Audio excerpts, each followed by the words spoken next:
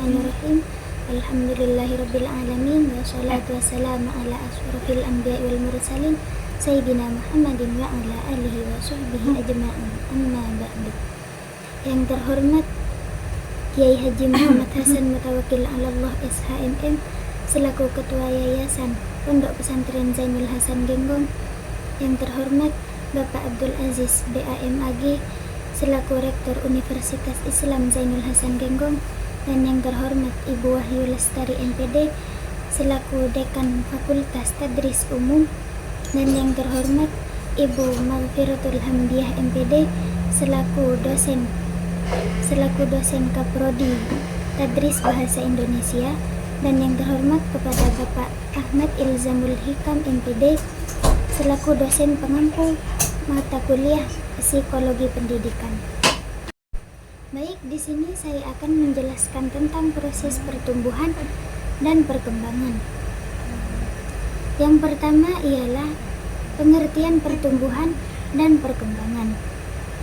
Pertumbuhan adalah suatu proses bertambahnya jumlah sel tubuh suatu organisme yang disertai dengan pertambahan ukuran, berat, serta tinggi yang bersifat irreversibel atau tidak dapat kembali pada keadaan semula. Sedangkan perkembangan adalah bertambah kemampuan atau skill dalam struktur dan fungsi tubuh yang lebih kompleks. Yang kedua adalah prinsip perkembangan manusia. Manusia tidak pernah dalam keadaan statis. Sejak terjadi pertumbuhan hingga ajal tiba, manusia selalu berubah dan mengalami perubahan. Perubahan tersebut bisa menanjak, kemudian berada di titik puncak, kemudian mengalami kemunduran. Ciri perubahan yang mencolok pada proses perkembangan yaitu perubahan fisik dan perubahan mental. Yang kedua adalah prinsip perkembangan manusia. Manusia tidak pernah dalam keadaan statis. Sejak terjadi pertumbuhan hingga ajal tiba, manusia selalu berubah dan mengalami perubahan. Perubahan tersebut bisa menanjak, kemudian berada di titik puncak, kemudian mengalami kemunduran.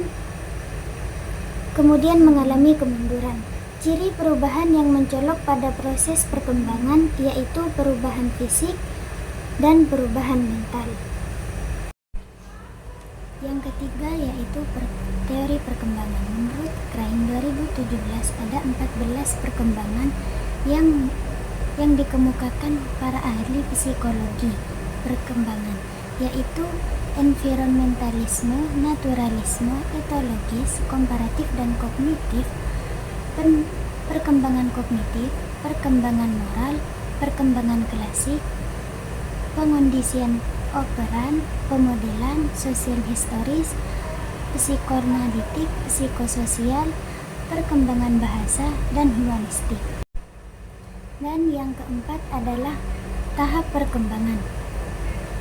Tahap-tahap perkembangan manusia menurut para psikologi berbeda-beda, tergantung pandangan mereka mengenai perkembangan.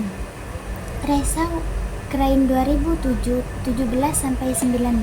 membagi tahap perkembangan manusia menjadi 4 tahap, yaitu yang pertama masa bayi, yaitu dari usia 0 sampai 2 tahun.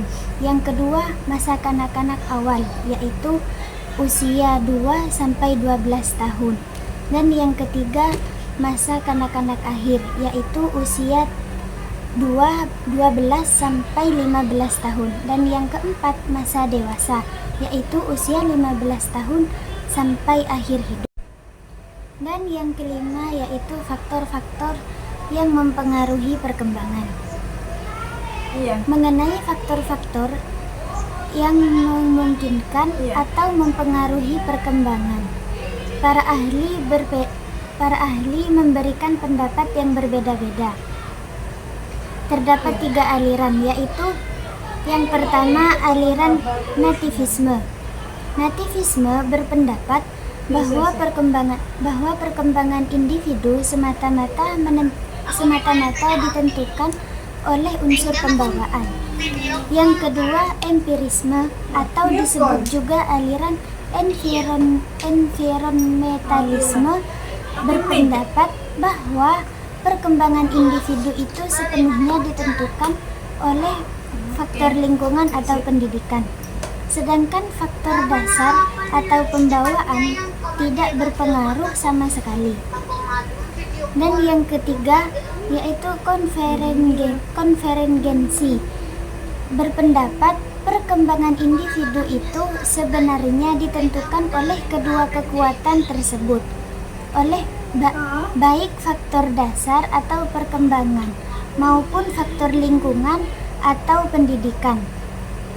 Keduanya secara konvergen akan menentukan atau mewujudkan perkembangan seseorang individu. Hanya ini yang dapat saya sampaikan, kurang lebihnya mohon maaf. Akhiran, wassalamualaikum warahmatullahi wabarakatuh.